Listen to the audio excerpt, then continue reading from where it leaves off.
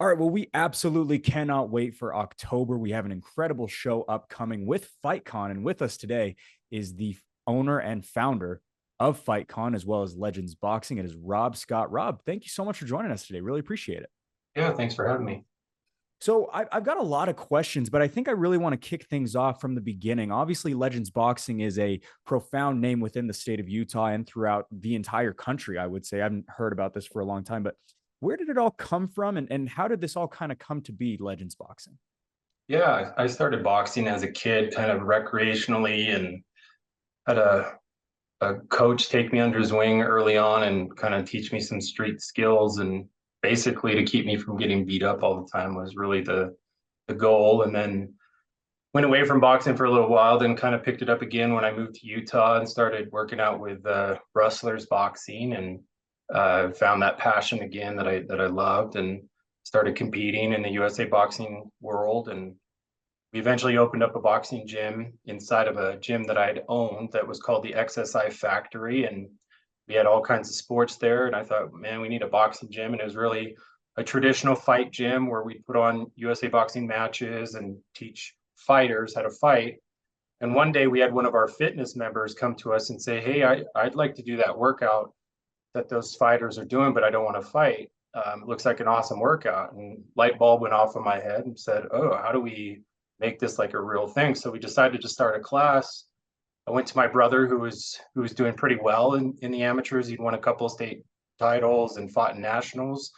And I said, hey, what if we start teaching classes to our fitness members that want to learn boxing, but they're not sparring or they're not fighting. They don't have any intention of being in the ring. And he goes, well, I don't know how to teach fake boxing. And he's like, I said, I think that's the magic, right? We want to teach real boxing, but to anybody. So we went after the non-fighter market, and Legends just exploded. So we never looked back. How long has Legends been around at this point? The Lehigh gym has been 16 years. Wow. And over that time, where have you seen, obviously it has expanded and grown into a very large brand. When did you start seeing the growth? Has there been peaks and valleys throughout this entire process over the years? Oh yeah, first 3 years when we decided to just do a standalone gym, when it was turned into Legends Boxing in Lehigh, the same gym that we're in now. um, we uh, we changed it around so many times. We had weight equipment, we had meals, we had daycare, we had all types of different bags. And then we finally found the formula, right, that made it simple and easy to be a member, and they could progress at different levels. We introduced sparring so that we could still teach people that wanted to fight how to fight. And it kind of created this hybrid where we're not quite the traditional fight gym, but we're also not the trendy fitness gym. So we kind of built our own home in the middle, and we call it skill-based fitness. So even after this many years, we're still growing and evolving. So all next quarter, all of our ads are going to start saying skill-based fitness instead of like traditional boxing or boutique fitness. We're creating our own category. How many locations do you have throughout the entire state? We're 20. We've got one opening in Florida um, in August. So I think that'll make 20. Primarily, it's classes, people who don't necessarily want to compete. Have you ever had fighters who did actually want to compete and did want to box through your gym? We have a lot. Yeah, we have one kid who's fighting out of the Orem gym. I think he's 9-0 right now, and he's doing really, really well. He's traveling and fighting in Idaho and Vegas and Utah. He's looking really strong. We've had several that have had 30 plus fights. You know, like it's regular that we'll have one or two. Sometimes it's best for fighters when they want to go to another level that we send them to more concentrated fight gyms, if that's their sole purpose is to train fighters. So we don't want to hold people back, but it's a great way to kind of get people into the sport, see if it's something that they really like, and if sparring is for them and they happen to be talented and gifted, we don't want to hold anybody back. So we create good relationships with the former brothers gyms, and Joe Bish has a great gym, and we'll send people their way when the time is right. What do you make of the Utah boxing scene? Obviously, over at Fierce Fighting Championship, we're more on the MMA side of things, but pure boxing in general, what do you make of it here in Utah? I think the amateurs in Utah, it's okay, right? Like we've got a lot of good gyms, and The new LBC president, I think, is fantastic. He's trying to really elevate Utah boxing.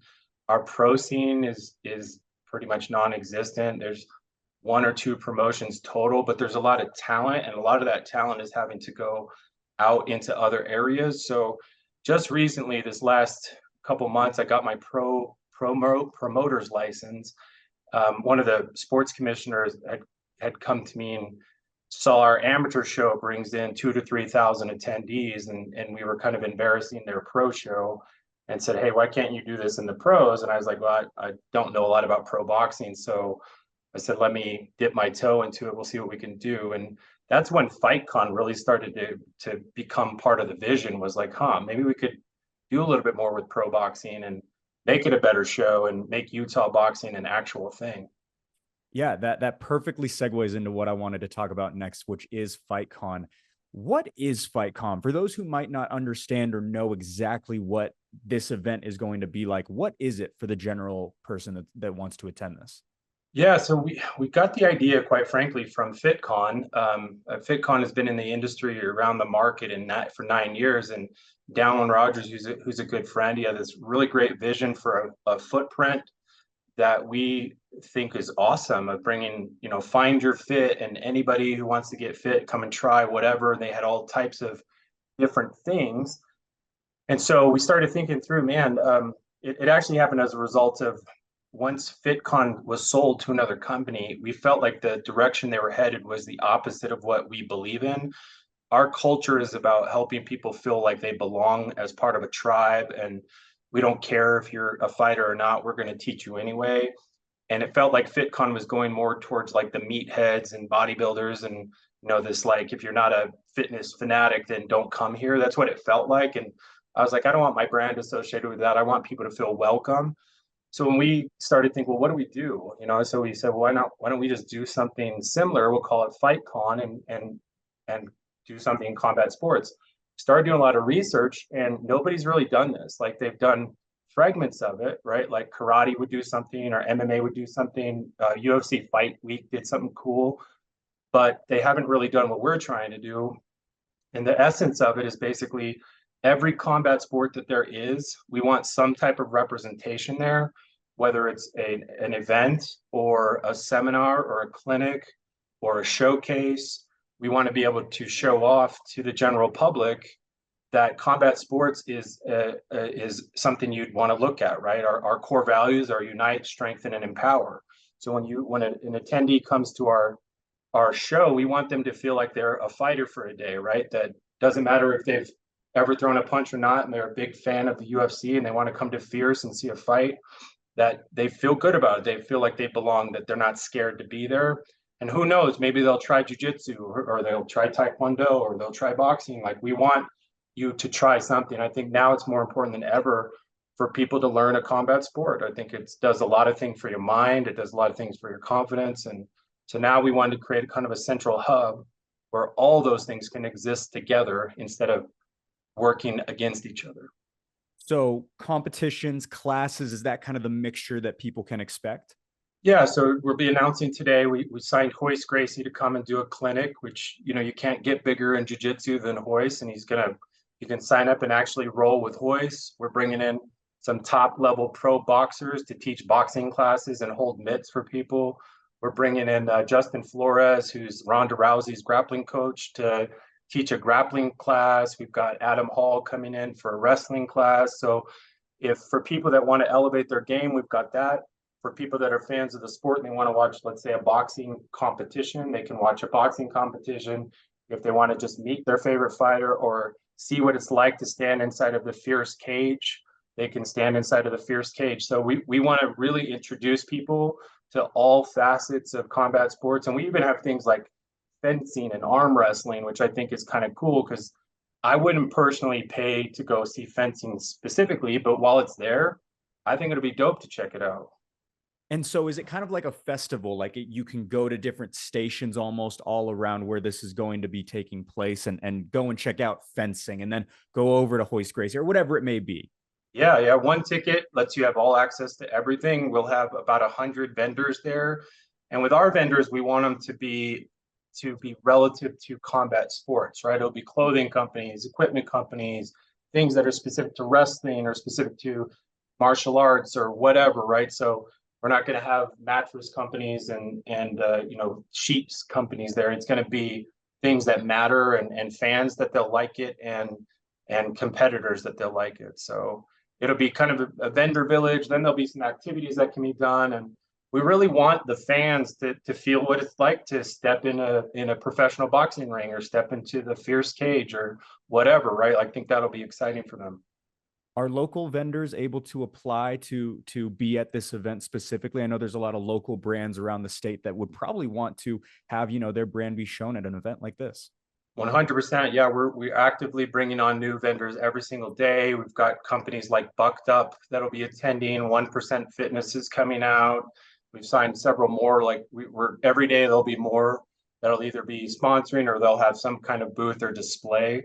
So we're trying to really make it. It's a 1 day event, and we're packing the place. We're expecting about 10,000 attendees to be there for the day, and we want it to feel really busy and really fun. My whole mission, I've always believed in this concept that if you take care of your client, the money will come. So our objective is to wow everybody, that they just look left, you go, wow, that's cool. You look right, wow, that's cool. If that happens the whole day, then I think people will come back next year and we can keep going bigger and bigger and bigger.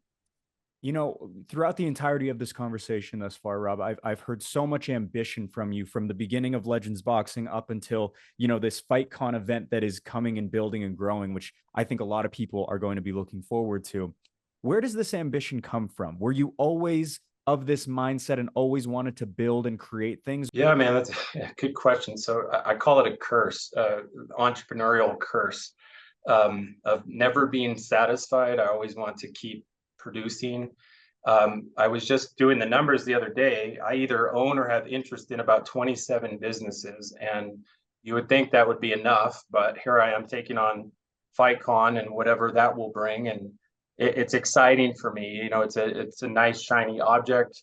The only way that it's even remotely possible is I'm surrounded by amazing people. I have a team that I believe will rival most teams. They're very talented, hardworking, and really care about the projects that we're doing.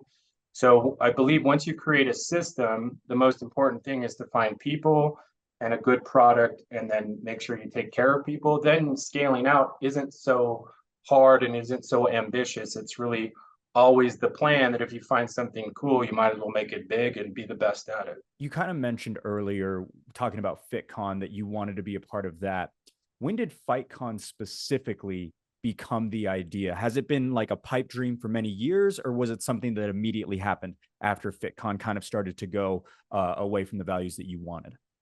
That immediately happened after, and trying to figure it out. It was actually Dallin kind of helped me, the FitCon founder helped me come up with this, and we changed it from what I think he wanted to do, but ultimately uh, it was kind of born out of some conversations of, hey, we don't love how FitCon's going.